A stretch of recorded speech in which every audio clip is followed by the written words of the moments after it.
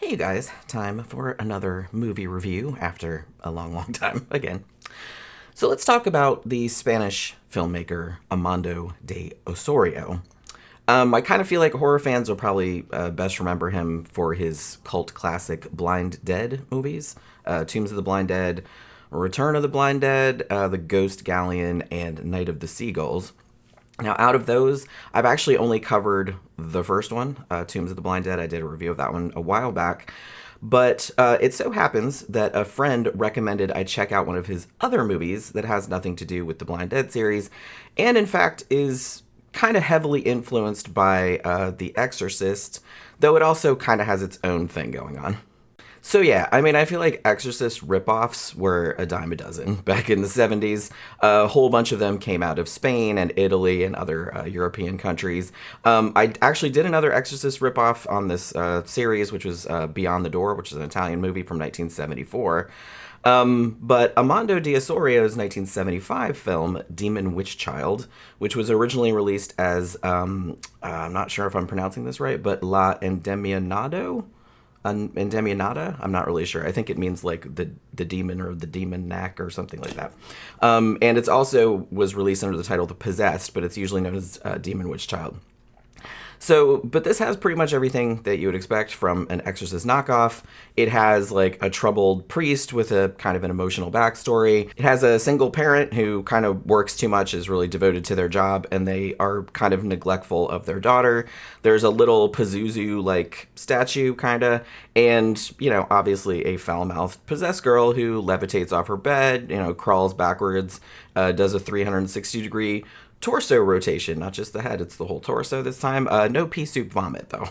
But Demon Witch Child, as the title suggests, also does something kind of more original with the source of the possession, making it less of a straightforward, like, demon-devil invasion, and more the case of a girl being taken over by the spirit of an evil witch. So I love old-school witch movies, so I was kind of all on board with this angle. Now, keep in mind that the print of this movie that's most easily available to stream, as of this recording, it's on Amazon Prime, is pretty rough looking. It has some frames missing here and there, and it repeats the first scene twice for some reason, which when I did some research, they said, yeah, a couple of the prints did do that. They don't really know why. It was just a flub. There was also no option to watch it in Spanish with English subtitles, which I would have preferred because I'm not a big fan of dubbing. So I had to watch the English dub, which was not great. I did get used to it after a while, though. So at the very beginning of the movie, we're introduced, twice, as I said, because they show the scene 2 times, to our previously mentioned evil witch, whose name is Mother Gautier. And she goes into a church and starts trashing the place like she's Keith Moon and the church is a hotel room in Copenhagen, you know what I mean? Now, after her rampage, she just knocks shit over. So after this rampage, she swipes the sacred chalice out of the, and gets the fuck out. Now, the police commissioner, whose name is Barnes, he doesn't really seem to think that this theft is that big of a deal. He thinks, it's probably just a bunch of bored teenagers, you know, just horsing around and doing a sacrilege, as those crazy youths are wont to do. But the priest of the church, whose name is Father Juan, is pretty sure that the chalice was stolen for a reason, specifically to be used in a satanic black mass.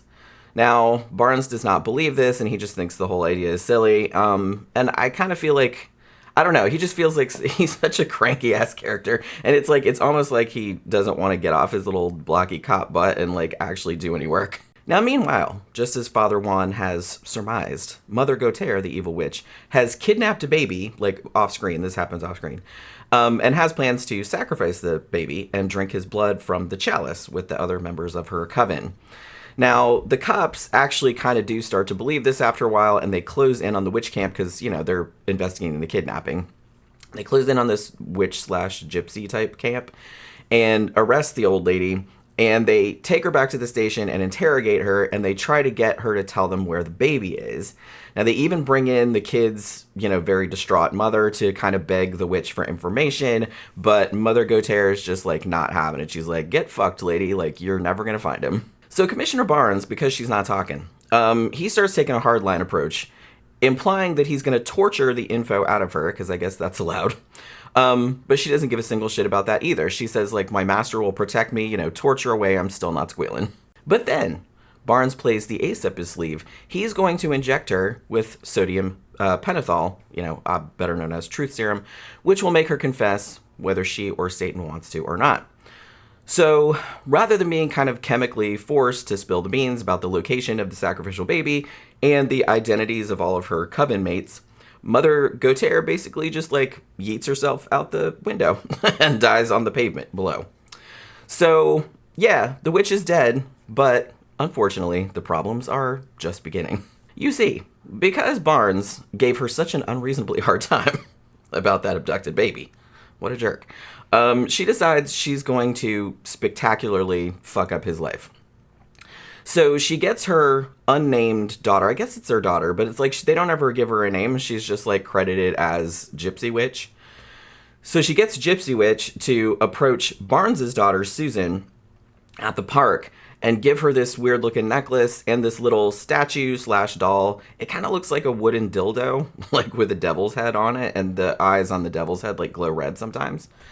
So Gypsy Witch tells Susan that she can never show the statue to anybody, and that she can only play with him when she's alone in her room, which I was kind of some red flags all over the place. Yeah, that could be read lots of different ways. So Susan actually stashes the little devil dildo thing inside her teddy bear.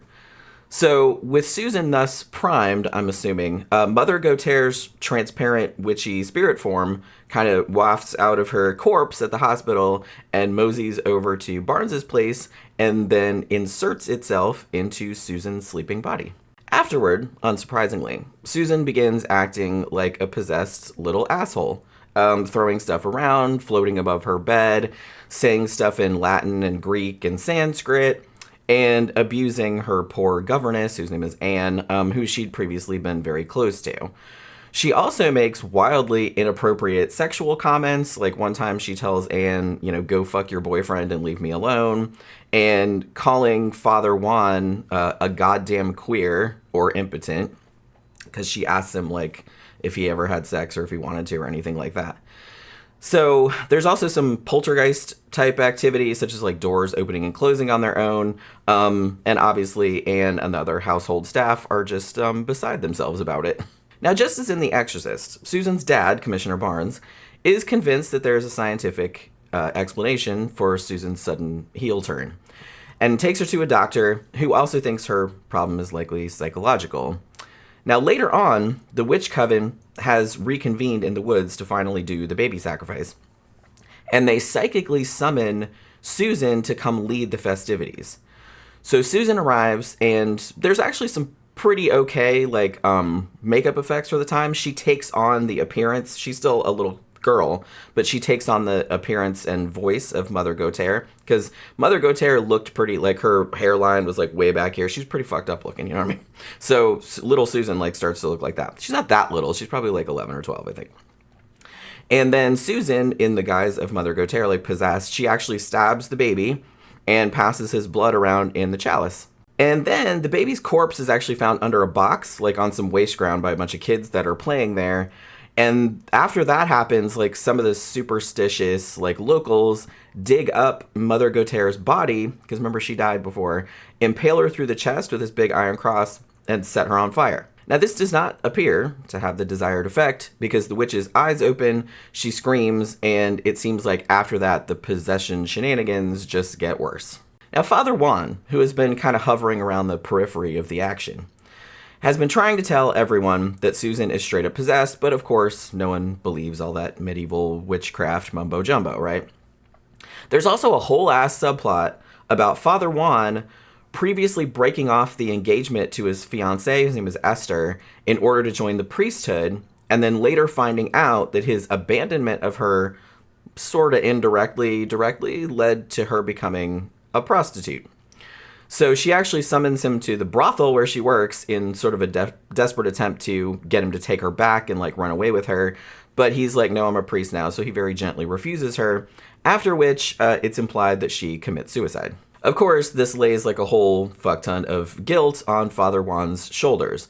I'm guessing that this subplot was added in there to give Father Juan more character development and to kind of draw a parallel with Father Karras's guilt about his dying mother, in The Exorcist. But because the exorcism, if you want to call it that, at the end of Demon Witch Child isn't all that long, all that exciting, or all that climactic, and isn't entirely predicated on Father Juan's actions anyway, the Esther angle just kind of comes across as a little bit pointless. So anyway, because Susan isn't enough of a shithead already, she decides she's going to kill Anne's boyfriend, who's a journalist, and his name is William, like, for seemingly no reason other than just evil. I think she says at one point that she just wants to cause chaos, so it's like I don't think she has, like, any game plan or anything like that. So she calls William's office, like the newspaper office, and kind of supernaturally impersonates Anne's voice, and is basically like, you have to come, like, meet me at the park right now, like, I have to tell you something. Now, meanwhile, the actual Anne, who doesn't know any of this is going on, has snuck out of the house to talk to Father Juan because she has now become convinced also that Susan is possessed, and she knows that she can't talk to Susan's father about it because he won't believe her. So William turns up at the park thinking he's going to meet Anne. And Susan, in her Mother Gautier makeup, strangles the absolute shit out of him, pulls down his pants, kind of appreciatively calls him well hung, and then slices his genitals off. Off screen. They don't really show it. It's implied. So she takes his wedding tackle with her, like, all wrapped up in a tissue. Now, because Anne's voice was recorded on the phone call to the newspaper office asking William to meet her at the park, and because William was found dead and manhood free in said park, Anne is at first suspected of the murder, obviously, as she would be. She obviously vehemently denies that she made the phone call. They play her the recording, and she's like, yeah, that sounds like my voice, but I didn't do that. I didn't call him. So the cops are kind of giving her the business because they're sure that she did it, you know, trying to get her to confess. But then Susan just swans in with a gift for Anne. It's all wrapped nice and everything. As you might have guessed, William's severed meat and two veg are in this little gift box. So the fact that Susan did that, quickly disabuses the police of the notion that Anne was responsible for the murder. So then they finally wise up and start pursuing Susan instead. Now Susan, for her part, has decided that another baby sacrifice would really hit the spot about now. So she asks her aunt if she can come over and see her conveniently newborn and, more importantly, unbaptized nephew. Now, while her aunt's back is turned, the girl kind of scoops up the baby and hightails it down the street, heading for the Coven's meeting place in the woods. This time, though, the cops and Father Juan are in hot pursuit. Now, the final confrontation, as I alluded to earlier, isn't as harrowing or epic as the climax of The Exorcist, right? I mean, that's like a classic. So basically all that happens, it happens outside, like they're in a field or something. And Susan basically tries to mess with Father Juan by appearing as Esther, you know, much like in The Exorcist, how Regan appeared as his mom and had the mom's voice and stuff like that. It's kind of similar to that. You know, but Father Juan is able to, like, he kind of falls for it for a second, but then he's like, no, you're not really her, and all this other kind of shit. Now, at one point, he kind of presses a cross into her forehead, and it burns, like in a vampire movie. One thing I will give Demon Witch Child credit for, though, is that it did have the stones to actually kill Susan off. Even though the exorcism is successful in the sense that Mother Gautier is expelled from Susan's body, Susan herself dies in the process. Basically, she says she'll let me die in peace. I think she falls backwards, like, onto the big iron cross that they stuck in Mother Gautier's body earlier. I will note that her sacrificial nephew, like the baby that she kidnapped, he is rescued. He doesn't die. So there's only one baby death in this one. But yeah, they did kill Susan off. So I thought that was, I mean, it's pretty bleak overall, the ending. And while I'm not saying that, you know, Regan should have died at the end of The Exorcist, that would have been a bummer. It's interesting how European filmmakers gave zero fucks about killing off children in movies. And I feel like that's something that a lot of American filmmakers were always really squeamish about. So is Demon Witch Child a good film? I actually quite enjoyed it for what it was, even though it obviously lifts so many plot points and details from The Exorcist that pointing out the similarities, like in a drinking game, would see you dead of alcohol poisoning like within half an hour. It still has some interesting idiosyncrasies of its own, particularly with the addition of the Witch Coven, which I thought was like kind of a cool aspect of it. The dubbing is not ideal. The film quality is rather below par. Like I said, it's real rough looking in some places and some frames are missing. And the ending is kind of underwhelming, gonna say. But the makeup special effects are pretty decent. It's not real gory. Like I said, a lot of stuff kind of happens off screen. You know, it's pretty decent overall. The plot's engaging enough to be entertaining all the way through. Like I said, it wasn't really stuffed with gore, nudity, or anything like that, like some other European films from this era, but it's a pretty fun possession story nonetheless. I mean, especially if you just kind of roll with the Exorcist homages and just take it on its own terms. So that will do it for this review. Hopefully you guys enjoyed the video. If you did, remember, please like, share, subscribe, and comment, and I'll see you guys again on the next one. Bye.